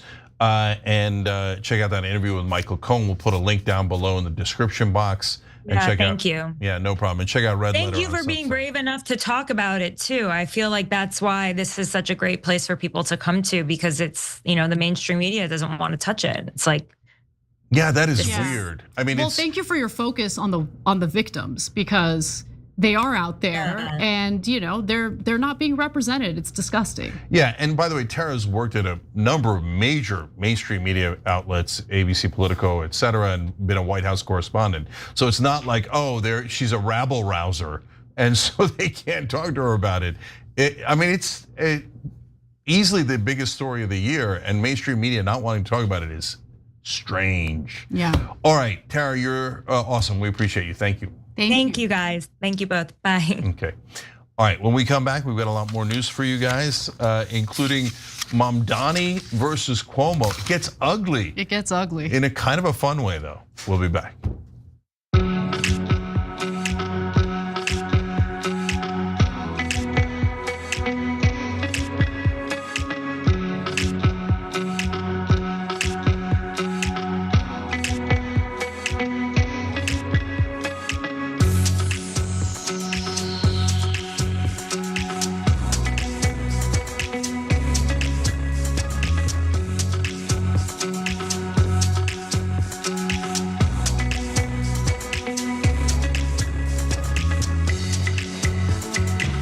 Back on TYT. I'm going to start on Super Chat here. Let's go. In Liberty and Guns We Trust writes, and if the military works in conjunction with the Mexican government and target strikes labs and hideouts, isn't that fair? Joint operations, the Mexican government and its people are held hostage by cartels too. Yes, important distinction, brother. So if it's a joint operation, the Mexicans are working with the Americans, there's no problem in that. That is the other government inviting you in, right? And you're helping them with law enforcement or military operation. What Trump is contemplating is not asking the other government and just going into their country and doing whatever we want and killing whoever we like. I mean, in the old days, that used to be called war or an invasion. Like, that is a very serious thing to do. But if he's working with their military, then there's no problem. Titan says, people like Theo deserve praise. They're doing what the media should be doing. Our government, Republicans and Democrats, make me ashamed to be American. Of my military service, people like you, Anna, Cenk, and others restore my pride in America. Yes. We're better than our government. Yeah, that's a great way of putting it, Titan. I love that. That's right. I love the American people. By the way, I mean, from the moment that we've come to the country, have we had issues, my family, etc.? Sure, of course, everybody does, right? Life isn't fair. But have Americans overall been wonderful to us? Absolutely. As a people, a beautiful, welcoming people, and unfortunately, our government is totally captured. And look, that's the thesis of my book, chapter 4 of Justice is Coming, shows you how the Democratic and Republican parties got captured by the donors, and it's because of the decisions by the Supreme Court. We've legalized bribery. So that's why our government has been so terrible since 1978. And you see the economic devastation, you see our foreign policy is loaned out to whoever is the highest bidder. It's really sick, but the people are great, and the idea of America is golden. So we should embrace that idea and try to help perfect it and make it better. John Mahoney writes in, everything I know about the Armenian genocide I learned from TYT. So ironic considering the old attacks against Cenk. His capacity to honestly adjust his opinions is one of the things I respect the most. Same. John, thanks for saying that. Look, the Israeli bots are now bringing up old things. So they're like, okay, we will talk about young Turks and Armenia and genocide. I'm like, yeah, 2010 called and asked for its controversy back. Seriously. And they're like, oh, we found your old blogs. Yeah, I'm like 2017 called and wants its controversy back, right? Like they're trying to find different ways to cancel us and are finding out we're a little hard to cancel because everybody's already tried that. Even harder to silence. Yeah, yep. And anyways, all right, Unfinished Project says, Anna, I don't know if you saw my comment last week, just wanted to share that it's hard for me to cry due to medications, but every time you talk about Palestine, especially kids, I get awful close. Took me 6 months to cry when my grandma passed. So she says by context. Yeah, no, I feel you. It's hard to keep it together, and there have been times when I didn't keep it together when talking about that. But anyway, that means you're a good person. Thank you.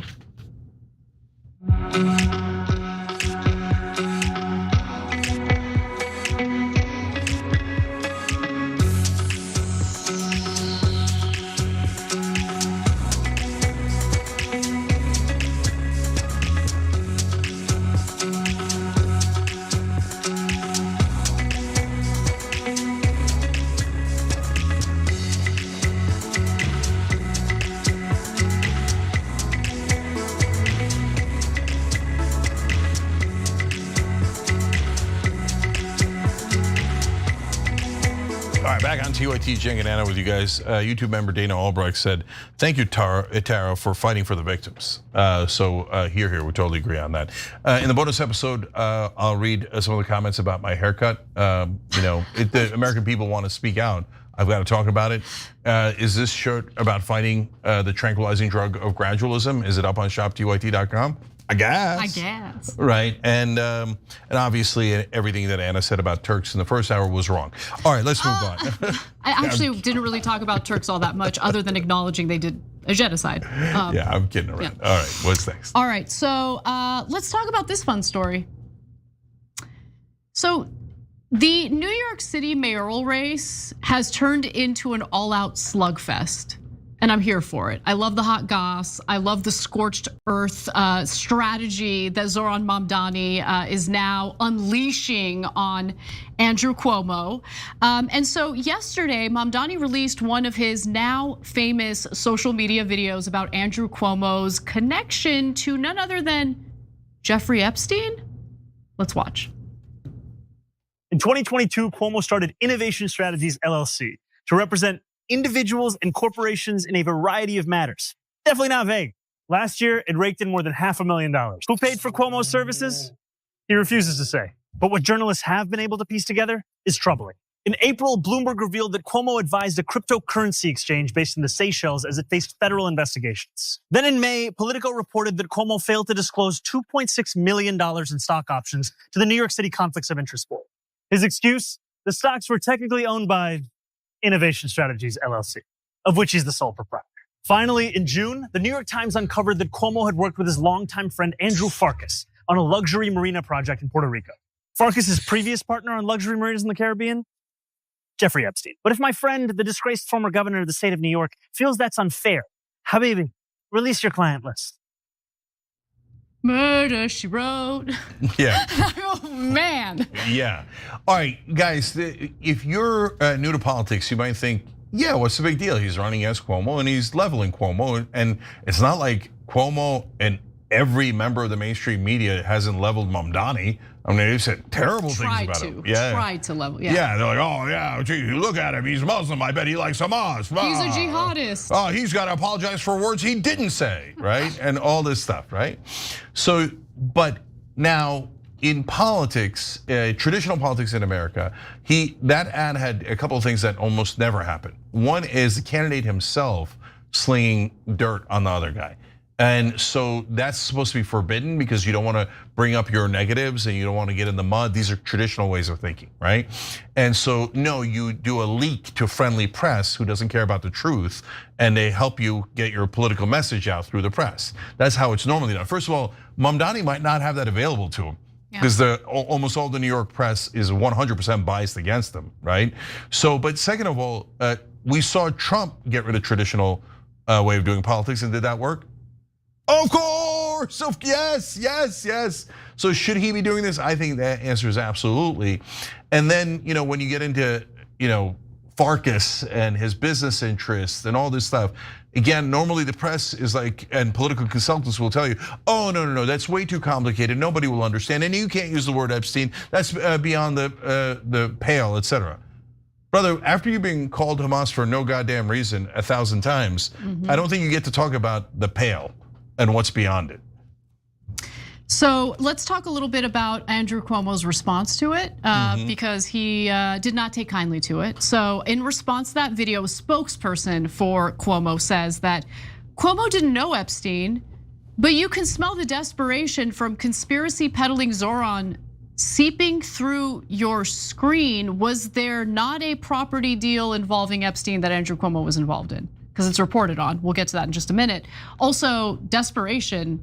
He's crushing in the polls. Yeah. So look at the contrast, right? Yeah. So here's another old conventional wisdom that that Mamdani's violating. When you're up and he's up by 19, you play it safe and you don't attack. No. You just go into a cave. You don't do any interviews. You don't do any videos. Earth. Right. And Mamdani's like, yeah, I'll take it under advisement. And he comes in with a flamethrower, right?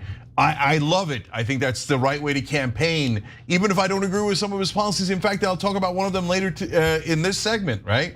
But overall, is that the right strategy? Yes, hell yes, it is. Yeah, right? I think like for the purpose of the discussion, right? You have to, if you don't like Mamdani, I mean, okay, but separate how you feel about his policies from his campaigning.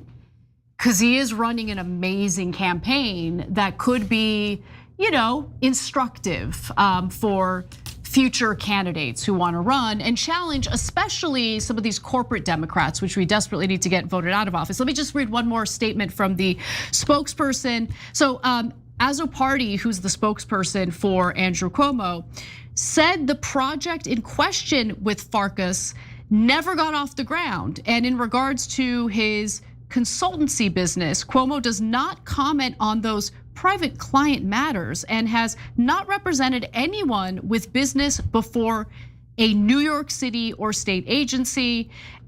Just real quick, here's some reporting from Bloomberg on Epstein's relationship with Farkas. So in May of 2007, Farkas made Epstein a partner in a small marina on St. Thomas in the US Virgin Islands, not far from where Epstein was developing a 70-acre island. The agreement gave Epstein an entree to the high-end world of luxury yachting, a business benefiting his lifestyle and the wealthy people he spent decades courting. It united Epstein, who would soon become a convicted sex offender, with a key figure in New York's business and political scene, and it provided near anonymity. For more than a decade since the partnership was formed, the public records of Farkas's port company have glossed over the involvement of the convicted felon.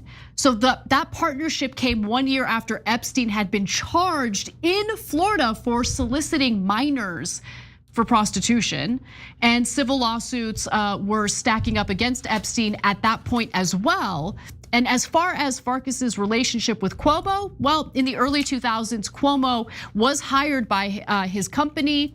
And when Cuomo ran for New York City Attorney General, or New York Attorney General, I should say, and won, Farkas served as his finance chairman.